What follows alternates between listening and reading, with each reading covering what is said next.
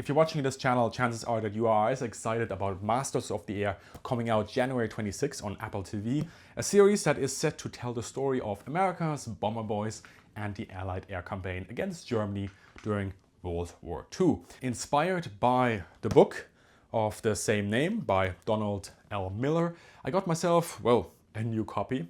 What can I say? I'm just that hyped.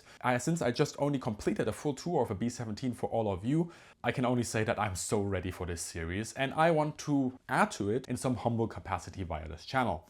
Master of the Air focuses on American bomber crews, so to provide context for the coming release, I'll flip it around here and give you the German perspective of the time, because, you know, I spent a lot of time in the archives going through one Luftwaffe file after the next Luftwaffe file, after the next Luftwaffe file. So throughout this video, I'll have a lot of quotes directly out of the primary sources, so you know where the information that I tell you comes from, and that's simply what I do. Welcome to Military Aviation History.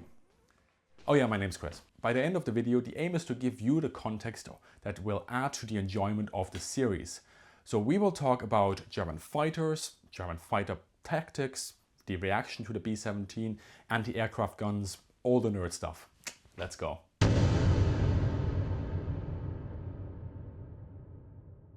Now, one of the things you will always hear is that the Germans didn't produce enough fighters and critically didn't really station enough fighters to fight the US bombers. Let's look at the numbers. For production, let's look at some monthly outputs that showcase the trend. We can see how until mid-1943, Germany produced more bombers, dive bombers and fighter bombers than fighters and heavy fighters. Then let's look at the force size between different dates. As you can see, on paper, Germany increases its fighter strength, but even in mid-1944, there are a large number of bombers and then especially fighter bombers in the fleet. However, though we have seen an increase in production numbers, the sharp increase does not mean that more fighters were necessarily operational. So let's account for that. And you'll see that the operational Luftwaffe fighter force was roughly stable around 1,000 fighter aircraft, plus minus 10%. Then we need to take these numbers and break down the numbers that were deployed in the West and for the Reich's defense. So the fighter planes that Germany used against American bombers without including those stations on the Eastern Front or in the Mediterranean.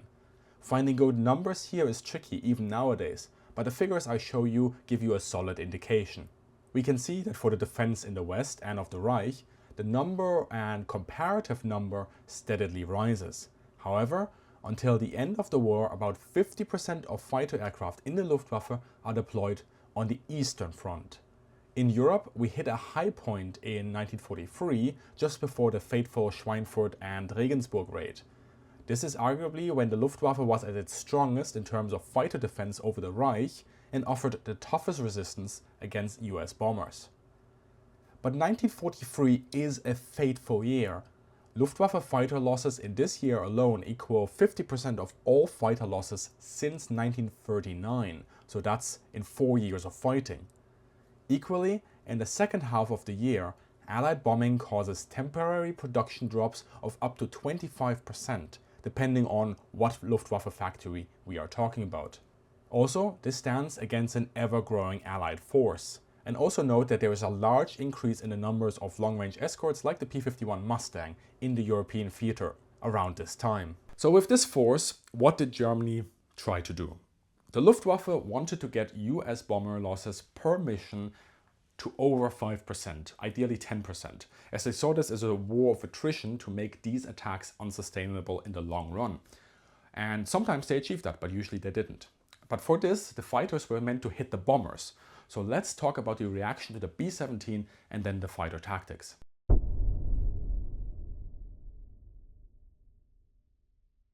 So the first American bomber attack on Germany proper happened in January 1943. Before that, the US was mainly bombing targets in occupied territories like France, 1942 this is, or in the Mediterranean, of course. There are quite a few stories, including in the Master of the Air book, about how the Germans were surprised by the sheer size and scale of the B-17, its firepower and just the formations of bombers that were coming at them. Once you start to investigate those original reports, you do see some of this. But also we see very quick adaptation on the side of the Luftwaffe, where the Luftwaffe does say to its pilots, you must be aggressive against these bombers. The bombers are the targets, not the escorts. And bombers must be attacked in the language of the Luftwaffe ruthlessly. And the pilots have to go after them, have to keep shooting until they see bits falling off and shoot them until they are sure that they will go down, and also to go after the stragglers and so on. And the Luftwaffe even told its pilots it's about the mission, not personal glory, because the dogfight against fighters was still something that fighter pilots would typically consider to be more indicative of their skill rather than when they attack bombers. So while, as with every new weapon, there is a short shock and awe phase with the B-17 Flying Fortress coming in to the European theater, the Luftwaffe does adapt quite quickly, and it puts in place special programs to show how to defeat B-17s, and it innovates a lot on the tactical level for this. So let's now jump right into the tactics.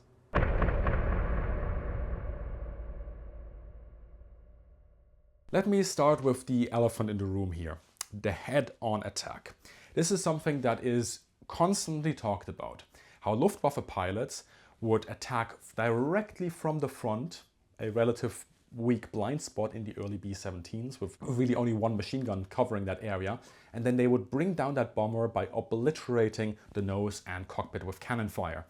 There is evidence that this was done, and considering that it is mentioned multiple times in the book, I'm fairly certain that we will see at least one of these attacks in the series as well.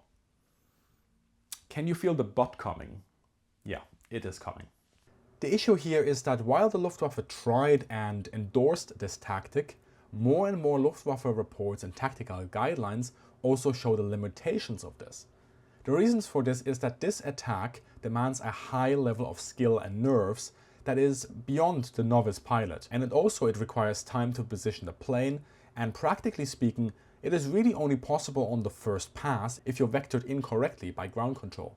So while initially the Luftwaffe advises this, eventually with the attrition of experienced pilots, it takes an aggressive, heavy-handed approach and basically says, and I'm paraphrasing here, but it basically says, never mind what position you are from a bomber, you must attack, attack, attack.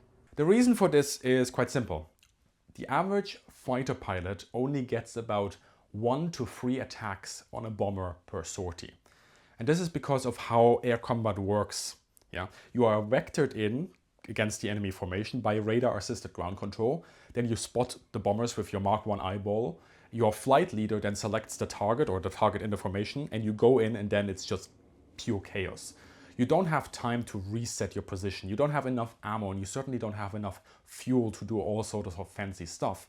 And if you are lucky, sometimes you get more attacks, or you spot a straggling bomber, in which case the Luftwaffe does absolutely say, go for the stragglers. They left the protection of the formation. And especially for new pilots, this was a good way to give them a safer trial by fire. But those really are exceptions. And this is something that is a constant in all those files from the Luftwaffe. And in case you fly them, also the biggest difference to combat flight simulators that are available on the commercial market, where generally the average player can shoot down more planes in a single flyout than the average pilot did during his whole service in World War II. Real life is obviously very different to computer games. You know that, but it serves always remembering it once again. That being said, if you are looking forward to Masters of the Air, then I have something for you.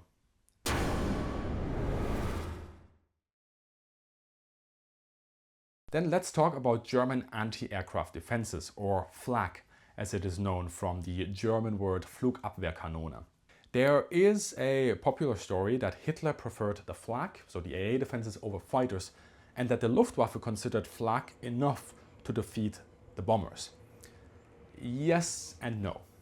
Germany certainly invested heavily in AA defenses. A mere breakdown of the production numbers for FLAK guns and ammo will show you this. Then if we look at the number of heavy FLAK batteries deployed in Germany to defend against Allied bombers, we see how they double in 1943 to 1944. The increase in guns in each battery is also a good indication of how much effort was put into this. In 1942, each battery increased from nominally 4 to 6 guns, and then in 1943 it became 8 guns. These numbers are certainly influenced by also Hitler's insistence on flak guns, though this view was not necessarily universally shared in the Luftwaffe. However, the main issue with German air defenses was that until 1943 and 1944, Germany had produced a lot of bomber aircraft when, of course now with the benefit of hindsight, right, fighters would have been much more important, or the switch to fighter earlier on in the war would have been much more important. Germany was also very conscious of how it was to shoot down bombers with flak. Germany never had enough guns to cover all the cities and all the factories, or crews even to arm the guns, to the point where they started to conscript high school students and even Soviet prisoners of war to man the flak guns. Also, the ammo consumption was immense. Though shrapnel from flak would often kill or wound bomber crews, to shoot down a bomber, the average figure is often quoted as being 8,000 shells per downed bomber, and that's a heavy ammunition expense. This is also why Germany started to heavily invest in radar-assisted gun laying, which is said to have decreased the cell consumption per downed bomber to 3,000 or even to 1,500 rounds. And it also experimented with first-generation surface-to-air missiles. To watch more on those and the effectiveness of flak, check out my previous video. Now, there are different estimates on how effective flak was compared to fighters. I'm not gonna go fully into that discussion just here, but estimates from the American side, for example, suggest that flak was close to being as effective in downing bombers as fighters, at least in pure numbers, though these must always be taken with a grain of salt. For the Germans, however, this was different, also depending on what time frame we look at and what theater we look at and so on and so forth. But in part the difference is also because the Germans were often able to inspect the wreckage, and they considered that in 1943 only about 15 to 30% of the bomber losses over the Reich could be credited to flak. But there are again other statistics that make us question this figure as well. It's a very difficult thing to actually pinpoint in detail. It is also worth remembering how these statistics are influenced. Speaking generally here, an attack of a fighter against a bomber was more likely to result in heavy damage, leading to the immediate loss of a bomber following the attack. So naturally, the Germans' statistic favors fighters over flak.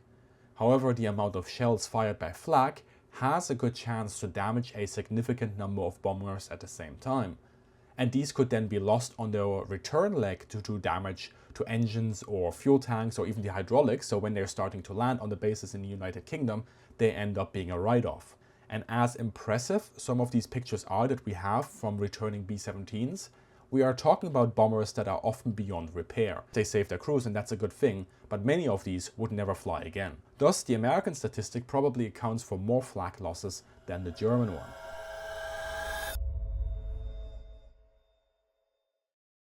Now let us consider the impact of the American bomber offensive in World War II against Germany. In the past, some people have suggested that this alone broke Germany, but that account of history has long since disproven by historians. However, Allied air power certainly had an impact on the war, and my flak searchlight just went out. As said, 1943 was a fatal year for the Luftwaffe. Yes, as the American bombers went into Germany proper, they started to suffer a lot of casualties this year, but so did the Luftwaffe. Depending on the month, it lost 400 to 800 fighter aircraft, and many of those fighter aircraft had very experienced pilots that were lost as well. Though the Luftwaffe held on in 1943 and inflicted a bomber crisis on America, this was the final high point. As one historian commented, the summer of 1943 pushed the Luftwaffe off balance once and for all. The Americans, for their part, countered with more and longer range escorts, and the impact on the German industry started to bear fruit. While most factories were quickly repaired, Germany had to start decentralizing its industry, which reduced the efficiency in the long run. The beginning of the offensive against aviation fuel also impacted Germany. Though through an emergency production program, Germany was now building a lot of planes and a lot of fighter planes, it started to be very limited in the number of pilots, especially seasoned pilots, and fuel. However, the air campaign was one of multiple steps. Yeah? First, the Allies, of course, had to defeat the bulk of the Luftwaffe and attain control in the air. They first did this in the Mediterranean in early mid-1943 and then in Europe in mid to late 1944. And each of these campaigns took roughly 2 to 3 years until you could really say that now the Allies have air superiority in that theater. And this was done by shooting down Luftwaffe planes as well as hitting the production and the support infrastructure. Now, production itself was not impacted as much as was planned during the operational sort of planning, but you add the effect of Luftwaffe losses, slower production, falling aviation fuel stocks due to high operational sorties from the Luftwaffe and also Allied bombing, and then you are starting to really erode Luftwaffe combat mass and operational possibilities on multiple tracks, right? Then Allied bombing influenced the land war, of course. In late 1944, it started to systematically disrupt the German rail network, impacting both the industry and the ability for the German armed forces to shift forces and supplies. And as you do that, you add the effect of interdiction on the German divisional and corps level, and that attrites supplies and forces, both physically and mentally. And then, of course, you have close air support, where you start to hit German forces on the front lines. And air power applies a lot of pressure here on the German armed forces in many different ways. But of course, to take advantage of all of this, you need boots on the ground that pressure the German armed forces and that run offensive operations and that liberate then first Western Europe and then push into Germany proper. Air power certainly didn't win the war, but it played a very integral part in that final victory. Now, this whole effort develops slowly. The Allies, and especially the American and British, plus of course their Commonwealth subsidiaries, those bomber crews take staggering losses during this time. Bomber crews, depending on which country you look at, had amongst the highest losses of any service in World War II. But as you are flying those missions, you are at the same time getting stronger, as well the Allies were. And then you were hitting different targets, and as you then gain that foothold with the Normandy landings, and then you drive towards Germany with your ground offensive, you can start seeing how Allied air power builds up momentum in conjunction with the ground offensive, and that Germany just can't counter this anymore. Let me know what you think of all of this history, and, are you looking forward to Masters of the Air, just like me? Let me know in the comments below, and there I've also added some video recommendations for all of you in the description. Big thank you to all the supporters who make this channel happen. Big thank you also to Andrew for his support on the script, and have a great day and see you in the sky.